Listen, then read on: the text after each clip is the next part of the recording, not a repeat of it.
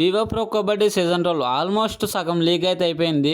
ప్రతి team 6 are 9 matches ఆడాయి. ప్రతి టీంకి 18 మ్యాచ్లు మాత్రమే ఉంటాయి. 18 మ్యాచ్ల్లో 9 మ్యాచ్లు అయితే అయిపోయాయి. సో 9 మ్యాచ్ల్లో ఆడి పాయింట్స్ టేబుల్లో ఏ ప్లేస్లో ఉందో అండ్ క్వాలిఫై పర్సెంట్ ఎంత ఉందో చూద్దాం రండి.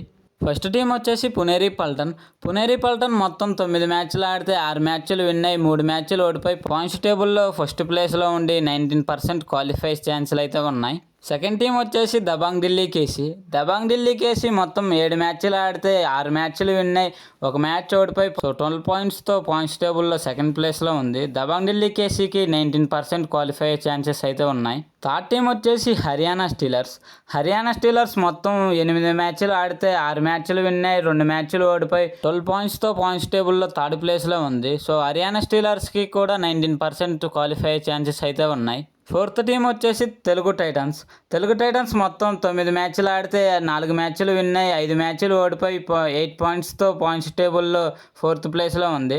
సో తెలుగు టైటన్స్కి క్వాలిఫై అయ్యే ఛాన్సెస్ 60% అయితే ఉంది. ఫిఫ్త్ టీం వచ్చేసి జైపూర్ పింక్ ప్యాంథర్స్ మొత్తం 7 మ్యాచ్లు ఆడితే 4 మ్యాచ్లు విన్ అయ్యి 3 మ్యాచ్లు ఓడిపోయి 8 పాయింట్స్తో పాయింట్స్ టేబుల్లో 5th ప్లేస్లో ఉంది. సో జైపూర్ పింక్ ప్యాంథర్స్కి క్వాలిఫై అయ్యే ఛాన్సెస్ 70% అయితే ఉంది. సిక్స్త్ టీం వచ్చేసి యూమంబా మొత్తం 7 మ్యాచ్లు ఆడితే 4 మ్యాచ్లు విన్ అయ్యి 3 మ్యాచ్లు ఓడిపోయి 8 పాయింట్స్తో పాయింట్స్ టేబుల్లో 6th ప్లేస్లో ఉంది.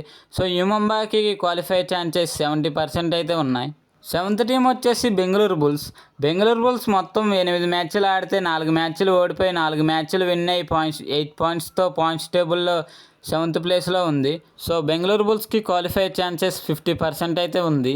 ఎయిత్ టీం వచ్చేసి తమిళ్ తలైవాస్ మొత్తం 7 మ్యాచ్లు ఆడితే 3 మ్యాచ్లు విన్ అయ్యి 4 మ్యాచ్లు ఓడిపోయి 6 పాయింట్స్తో పాయింట్స్ టేబుల్లో 8th ప్లేస్లో ఉంది. సో తమిళ్ తలైవాస్కి క్వాలిఫై ఛాన్సెస్ 50% అయితే ఉంది. నైన్త్ టీం వచ్చేసి పట్నా పైరేట్స్ మొత్తం 7 మ్యాచ్లు ఆడితే 3 మ్యాచ్లు విన్ అయ్యి 4 మ్యాచ్లు ఓడిపోయి 6 పాయింట్స్తో పాయింట్స్ టేబుల్లో 9th ప్లేస్లో అయితే ఉంది. సో పట్నా పైరేట్స్కి క్వాలిఫై ఛాన్సెస్ 50% అయితే ఉంది. 10th టీం వచ్చేసి యూపీ యోధాస్ మొత్తం 6 మ్యాచ్లు ఆడితే 2 మ్యాచ్లు విన్ అయ్యి 4 మ్యాచ్లు ఓడిపోయి 4 పాయింట్స్తో పాయింట్స్ టేబుల్లో 10th ప్లేస్లో ఉంది. సో యూపీ యోధాస్కి క్వాలిఫై ఛాన్సెస్ 40% అయితే ఉంది. 10th టీం వచ్చేసి బెంగాల్ వారియర్స్ మొత్తం 7 మ్యాచ్లు ఆడితే 2 మ్యాచ్లు విన్ అయ్యి 5 మ్యాచ్లు ఓడిపోయి 4 పాయింట్స్తో పాయింట్స్ టేబుల్లో 11th ప్లేస్లో ఉంది. సో బెంగాల్ వారియర్స్ టీంకి క్వాలిఫై ఛాన్సెస్ 30% అయితే ఉంది. 12th టీం వచ్చేసి గుజరాత్ జైన్స్ మొత్తం 6 మ్యాచ్లు ఆడితే 5 మ్యాచ్లు ఓడిపోయి 1 మ్యాచ్ విన్ అయ్యి 2 పాయింట్స్తో పాయింట్స్ టేబుల్లో 12th ప్లేస్లో అయితే ఉంది. సో గుజరాత్ జైన్స్కి క్వాలిఫై ఛాన్సెస్ 20% అయితే ఉంది. సో ఈ సీజన్లో డిస్క్వాలిఫై అయ్యే 4 టీమ్స్ ఏంటియో చూద్దాం రండి.